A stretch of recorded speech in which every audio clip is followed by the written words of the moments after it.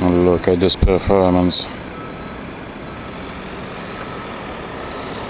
It's so satisfying to see this sand.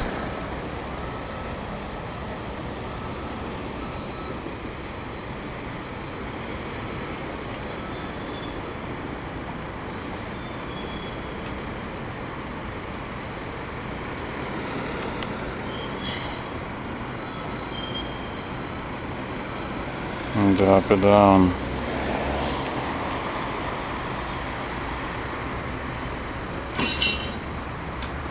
Oh yeah.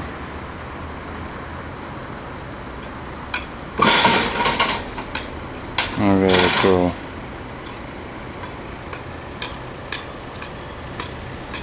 Earth sand. Earth's sand. Not Mars, not Moon, not Venus. This is Earth's sand. Enjoy it. The barriers from yesterday. This corner. Here it all happened. Not only here, but everywhere in the city.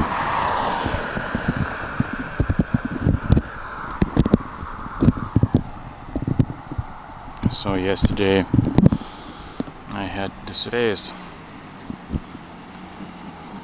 I do it once a year lately, but I might do more in the future. Am I in focus?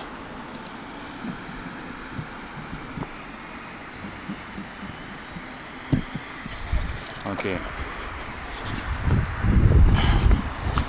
So what about this race? I'm very happy with it. I think my deadlift is working. I still believe in it. So today I wanted to show you my session. This is always the same, but always the same weight and always the same repetitions. But it's never the same. The intensity and the form is always just a little bit different.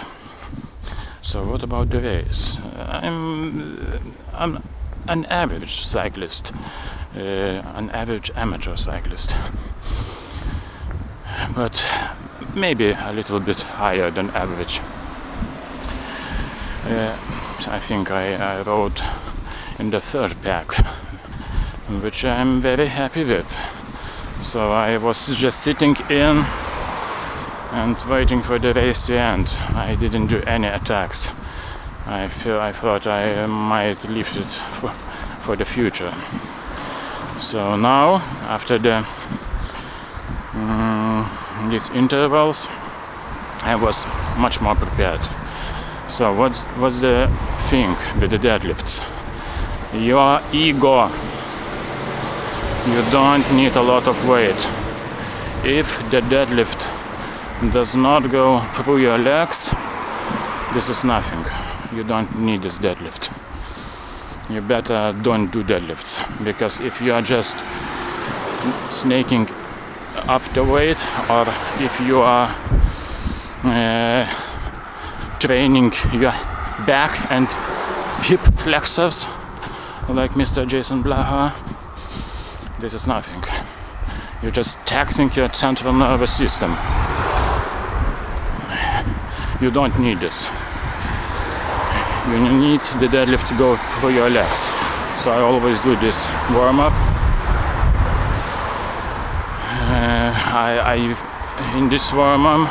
During this warm-up, which is also taxing a little bit, 20 kilograms, I feel the hamstrings. And then when I'm doing the deadlift, I feel everything, almost everything. And even this weight, 60 kilograms or 133 pounds, this is pretty heavy. But you know, I still do have just a little bit of ego. And also I find the other weight a little bit too light. So, and this plates, the height is very good. You know, some plates are smaller, some higher.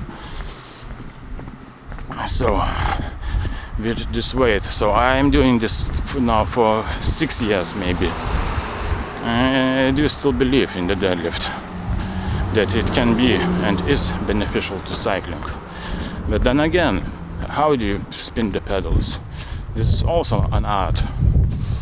So now I bought a saddle with a cutout so that I can sit, and that I can support, that it can support my ass much better, and I can support myself and to drive these legs. You know, this is an art. I'm just starting to learn it, because if you don't have this power, spinning how much you want, this won't help you in real life. So, for example, in this criterium that I was racing in, only 50 kilometers and all around the city. So this turns and turns and turns, up and down. So always the power jumps and jumps. So if you get some too much shock and your body thinks what is going on, you are lost. You soon will be dropped. So, and with the deadlift and the intervals and finding the right form to activating as much muscles as possible, this is the way to go. So on the first hill after the cobblestones, yeah, my heart rate went 192, so I was just praying to go it down, but the muscles felt okay. So yes, I did not have a lot of base, so I will need to do more, because lately I was doing only intervals. So I'm telling you, in real life, I suggest you find your style. My style that I am finding is working for me, because at the beginning I was just listening to Durian Rider and others, and not too much. I am not vegan, so but all this spinning, this is nothing. Also the saddle height or the saddle angle, for example, if the saddle is nose down too much, then all the weight is on the barbs. And what will you do on the cobblestones? You're lost. So this is my deadlift, always the same. Maybe one day, when the central nervous system says me to do that, I will up the weight. But for now, it's working. Happy training.